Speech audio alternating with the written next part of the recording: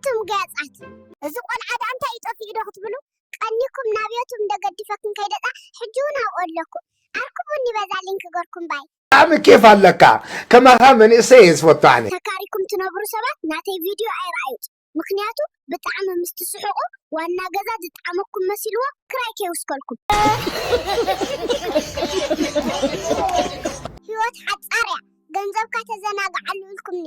ኣነ ከ ገንዘበይ ወዲ ኣዮ ግን ኣነ ክሳብ ሕጂ ብህይወት ኣለኩ በይ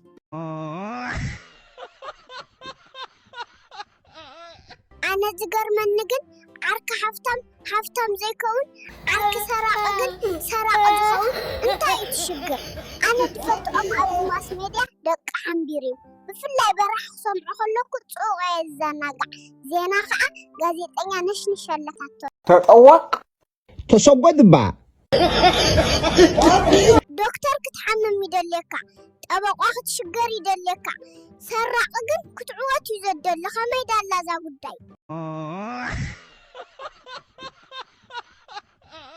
ተሓተኩም እንደ ሓደ መምህር ኩሉ ሳብጀክት ክምህር እንተ ዘይክእሉ ከመይ ገይሩ ዳ ሓደ ተማሃራይ ኩሉ ሳብጀክት ይምሃር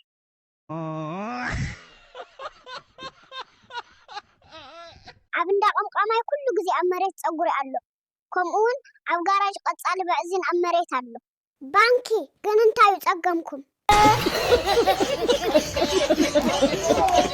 ኣነ ናይ ዘን ኣዋልድ ጠባዮ ምርዳ ኣቢኒ ዘሎ ፐሬድ ክመፀን ከሎ ይፀልኦ ተዘይ መፅዮን ከዓ ხო ይጭነቃ እንታይ እዩ ዚ ሕቶ ኣለኒ ነዞም ሰብ መይቱ ፖስት ምስተባሓለ ላይክ ትገብሩ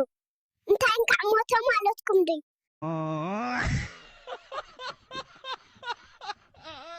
ኣነ ዝገርመኒ ግን ናይ ዘልዕሊ ሰብኣይና ደቕና ኢና ንፈቱ ትብላይ ግን ደቕኽን እምበር ሰብኣይ ክንኮ ኣብ ጎረበት ኣይትገድፋኒክን ኣነ ዝገርመኒ ግን ናይዞም 3 ሰዓት ምሉእ መኪርኩም ኣብ መወዳእታ ምክር እኳ የድልየካኒ ትብሉ እዩ ኣብ ህይወተይ ዘይርስዖ ተዓልዩ ምስ ሓንቲ ጓል ወኽዳ ጎበርኩ ከለኩ ሓደ በዓል መኪና ጥቃና ደው ኢሉ ሃይ ፅብቕቲ እንታይ ዳቤንኩ ወኽቲ ገብሪ ጅበላይ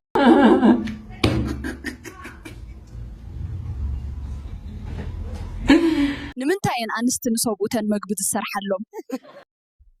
ምክንያቱ ብሕጊ መሰረት እሱራት ክምገቡ ኣለዎም ስለዝብል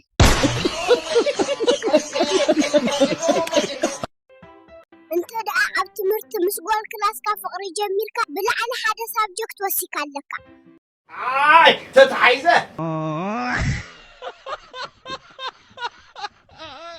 ገንዘብ የብልካ ግን ከዓ ሃፍታም መፁ ክሕግዘካ ኣፍቃሪትካ ተወሲድዋ ንስካ ግን ተቃወም ኣለካ ሕልም ትበል ኣነ ما تبنا نمحز لك حسن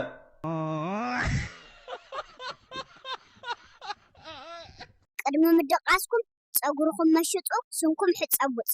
ምክንያቱ ኣብ ሕልምኩም ምስ መን ከም ትራከቡ ኣይትፈልጡን ኢኩም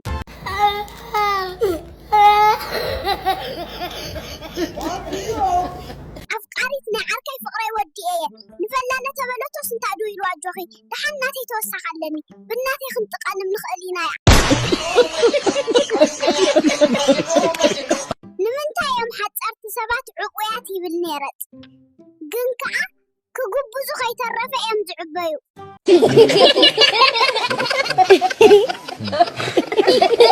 ናይ ሓበሻ ህልክ ነገር ግን እንተደኣ ሎሚ ሓደ ሰብ ደገ ከይወፅኢልካ ዓዚዝካ ኩሉ መን ከምፅወፀ ክርኢ ይወፅ